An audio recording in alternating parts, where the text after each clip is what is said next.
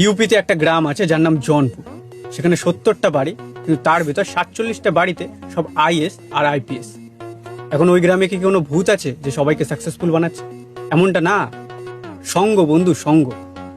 একটা দারুণ কথা আছে, তুমি যদি নিজেকে সফল বানাতে চাও তাহলে সফল মানুষের লাইনে দাঁড়িয়ে যাও, তারা তোমায় ধাক্কা মারতে মারতে সফল বানিয়ে দেবে। এই কথাটা যদি তোর বেকার মনে হয় না, তাহলে তুই এমন একটা সার্কেলে প্রবেশ করার চেষ্টা কর যেখানে সবাই হেলথ নিয়ে প্রচুর কনসিয়াস, তারা ভালো খায়, তারা ভালো ব্যায়াম করে।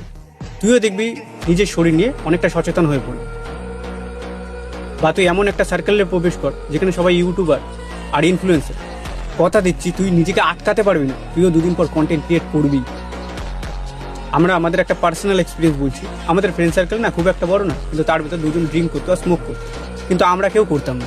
এবার যখনই কোনো অকেশন আসতো তারা খেতো, আমরা যখন খেতাম না, তো তাদের ভিতরে একটা হীন ভাবনা আসতো, তারা ভাবতে হয়তো আমরা কোনো অপরাধ করছি। তো আস্তে আস্তে তারাও ছেড়ে দিয়েছে, কারণ সঙ্গ।